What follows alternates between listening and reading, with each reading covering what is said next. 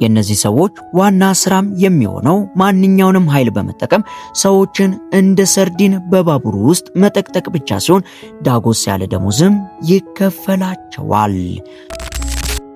ሰላም ውድ የሉሲ ቲፕስ ቤተሰቦች፣ እነሆ ለዛሬም ከእንስሳት ምግብ ቀማሾች አንስተን እስከ የሰውን የብብት ጠረን እስከሚያሸቱት ሰራተኞች ድረስ የዓለማችን አስገራሚ ስራዎችን ልናስቃኛችሁ ነውና አብራችሁን ቆዩ።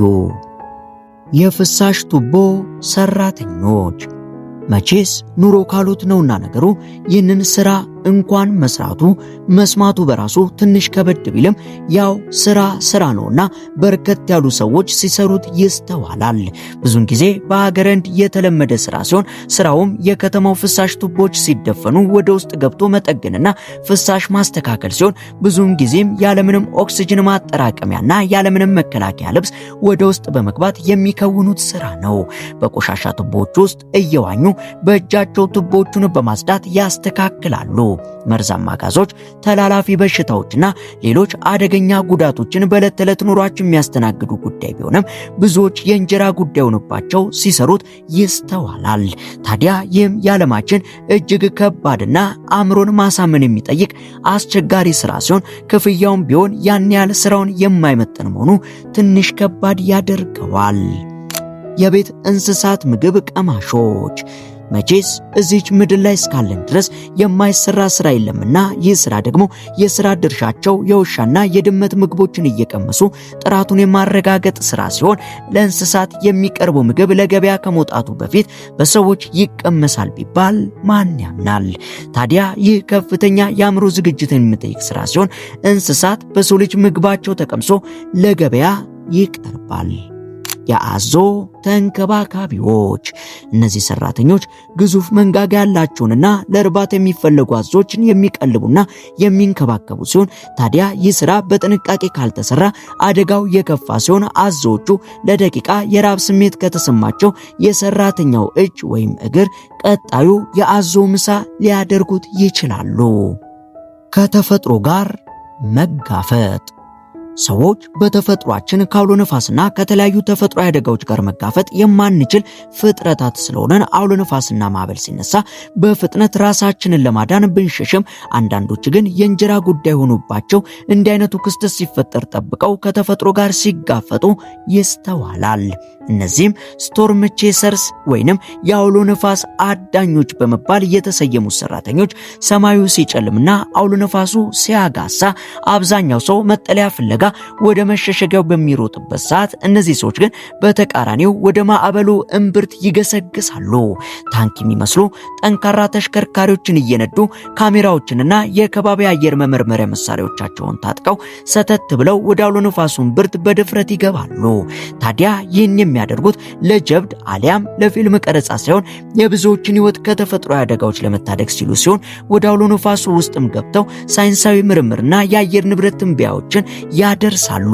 ታዲያ እነዚህ ሰዎች አንዴ ስራዬ ብለው እስከገቡ ድረስ ራሳቸውን ለከባድ ነፋስ፣ ለጎርፍም ሆነ ለሞት የሚዳርጉ ሁኔታ ውስጥ ከተው መረጃን ሰብስበው የሚወጡ ሲሆን ምናልባትም አንዳንዶች በዛው ከህይወት የመቅረት እድል ሊኖራቸው ይችላል። ታዲያ ይህም ስራ በአመት በትንሹ ከ50,000 እስከ 60,000 የአሜሪካን ዶላር ሊያስገኝ ይችላል። የመርከብ አፍራሾች። አንዳንድ ስራዎች የሚሰሩት በምርጫ ሳይሆን በኑሮ አስገዳጅነት ሲሆን ወደ ደቡብ እስያ የባህር ዳርቻዎች ስናመራ አንድ ይህንን የሚያሳይ አስገራሚ የስራ አይነት የምናገኝ ሲሆን ይህም እድሜያቸው ያለፈባቸው ግዙፍ መርከቦች ወደዚህ ስፍራ መጥተው የሚፈራረሱበት ቦታ ነው። በዚህም ሰራተኞቹም ያለ ጓንት፣ ያለ ጭንብልና ያለ ምንም መከላከያ እነዚህን ግዙፍ የብረት ተራራዎች በእጃቸው ያፈርሳሉ። ታዲያ መርዛማ ጋሶች፣ የሚፈስ ዘይትና የሚወድቅ ብረት የዕለት ተዕለት ኑሯቸው ውስጥ የሚከሰት ከባድ ነገር ሲሆን ታዲያ የሚያስገርመው ነገር ይህንን ከባድ ስራ እየሰሩና በቀን ከ10 እስከ 12 ሰዓት እየሰሩ የሚያገኙት ደሞዝ በወር ከ120 እስከ 180 ዶላር ብቻ መሆኑ ነው። የተራራ ላይ አስጎብኚዎች። ብዙ ሰዎች ኤቨረስትን ለመውጣት በሺዎች የሚቆጠር ዶላር ቢከፍሉ፣ ነገር ግን ያለ እነዚህ የተራራ ላይ ሰራተኞች እርዳታ ኤቨረስትንና መሰል ቦታዎችን ለመውጣት ማሰብ ማለት ህልም ብቻ ነው። የእነዚህ ሰዎች ስራም የሚሆነው ለጎብኚዎች መንገዱን በመቅደድ መሰላል የሚዘረጉ ሲሆን የኦክስጅን ዕቃ በማከማቸት ተራራው ላይ ቀድመው የሚወጡትና አደጋን የሚጋፈጡት እነሱ ናቸው። ለክብራቸው ሳይሆን ለጎብኚዎቹ ደህንነት ሲሉ ቅዝቃዜውንና የኦክስጅን እጥረቱን ቀድሞ ተጋፍጠው ህይወታቸውን ሪስክ ቀድመው የሚጋፈጡ ሲሆን ያለነሱ ኤቨረስትን መሰል ስፍራዎችን መውጣት አይታሰብም። ታዲያ ምንም እንኳን ህይወት በገንዘብ ባይለካም እነዚህ ሰዎች ግን ዳጎስ ያለ ገንዘብ እንደሚከፈላቸው ይነገራል። የእሳተ ገሞራ ተመራማሪዎች ከነፋስ ቀጥሎ ወደ እሳት ስናመራ እነዚህ የሳይንስ ሰዎች በእሳተ ገሞራ ጫፍ ላይ ቆመው መርዛማ ጋዞችን እየተነፈሱና እግሮቻቸው ስር ያለው መሬት በማንኛውም ሰዓት ሊናድ እንደሚችል እያወቁ ስራቸውን ይሰራሉ። ዓላማቸው የእሳተ ገሞራ ፍንዳታዎችን አስቀድሞ በመተንበይ ከተሞችንና ህዝብን ማዳን ሲሆን ምንም እንኳን ሙቀቱ ሊቋቋሙት ከሚችሉት በላይ ቢሆንም ያው ስራ ነውና ከመስራት ወደ ኋላ የማይሉ ሲሆን ከዛም ማለፍ ሲል ደግሞ የሚደርሱት መለስተኛ አደጋዎች ከሙቀቱም ይበልጣሉ። የእሳተ ገሞራ ተመራማሪዎችም በአማካኝ በአመት እስከ 130 ሺህ የአሜሪካን ዶላር ድረስ ሊከፈላቸው እንደሚችል መረጃዎች ይጠቁማሉ።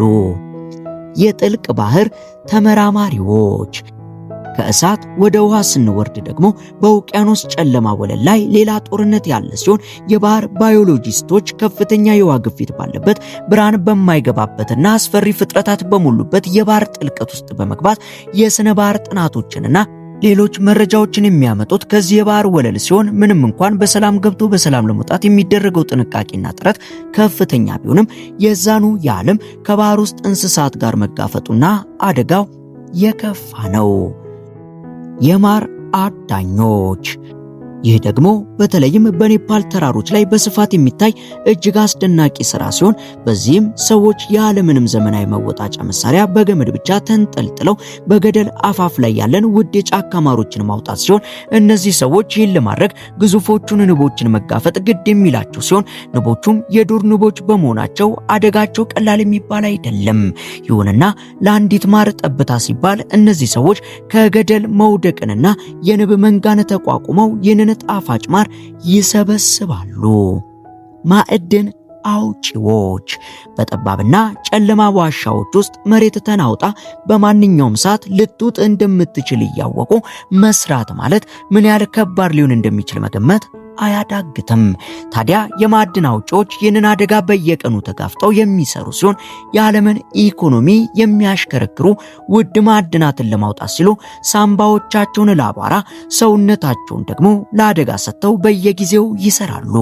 ታዲያ ብዙ ጊዜ የሚያገኙት ክፍያ ከሚወስዱት ሪስክ ጋር በጭራሽ እንደማይመጣጠን ይነገራል። የታወር ቴክኒሻኖች ከ100 ሜትር በላይ ከፍታ ያላቸውን ማማዎች መውጣት ለወፍ ብቻ የተፈቀደ ቢመስልም እነዚህ ቴክኒሻኖች ግን ደመናን እየረገጡ በከፍተኛ ንፋስ ውስጥ ሆነው የኤሌክትሪክ መስመሮችን ይጠግናሉ። አንዲት ስህተት፣ አንዲት የተሳሳተች እርምጃ ወደ መሬት ለመውረድ የመጨረሻዋ ጉዞ ልትሆን ብትችልም ለእነዚህ ሰራተኞች ግን አማራጭ የሌለው የሁልጊዜ ስራቸው ነው። የሰውነት ጠረን ገምጋሚዎች በኮስሞቲክስ ኢንዱስትሪ ውስጥ አዳዲስ ዲዮድራንቶችን ወደ ገበያ ከመቅረባቸው በፊት ምን ያህል እንደሚሰሩና ጥራታቸውን ለማረጋገጥ ተብሎ ለዚህ ዓላማ የተቀጠሩ ያሉ ሲሆን የእነዚህ ሰዎች ስራም የሰዎችን ብብት ጠረን ከዲዮድራንቱ በፊትና በኋላ በማሽተት የምርቱን ጥራት ማረጋገጥ ሲሆን ትንሽ አግራሞትን የሚያጭር ስራ ነው። የባቡር ጠቅጣቂዎች በጃፓን በተለይም በቶኪዮ የጠዋት የትራፊክ መጨናነቅ ከምንገምተው በላይ ሲሆን እነዚህ ሰራተኞችም የሚፈለጉት ይህን ጊዜ ነው። ምክንያቱም ደግሞ ስራቸው ተሳፋሪዎችን በጉልበት እየገፉ ወደ ባቡሩ ማስገባት ሲሆን ሰዎች እንደ ሰርዲን በባቡር ታሽገው እንዲሄዱ ማድረግ የዕለት ተዕለት ስራቸው ነው። የውሃ ውስጥ በያጆች ውሃና ኤሌክትሪክ አብረው ባይሄዱም ለእነዚህ ሰዎች ግን ይህ ህይወታቸው ነው። ምክንያቱም በውቅያኖስ ጥልቀት ውስጥ ግዙፍ የብረት ግንባታዎችን ለማስኬድ ጥልቅ ባህር ውስጥ በመውረድ ከፍተኛ ግፊት፣ ጨለማና የኤሌክትሪክ ንዝረት ባለበት አደጋ ሁኔታ ውስጥ ስራቸውን የሚሰሩ ሲሆን ስራውን በዓለም ላይ ካሉ እጅግ አደገኛ ስራዎች ተርታ ይመደባል። እናም ጉዳዩ ለፍተህ ጥረህ ግረህ ብላ ነውና ክብር ስራን ሳይንቁ ለሚሰሩ ለሰው ልጆች ሁሉ እያልኩኝ የዛሬን ቪዲዮን አበቃው። አብራችሁን ስለነበራችሁ ከልብ እናመሰግናለን። በቀጣይ እስከምንገናኝ ቸር ቆዩልን።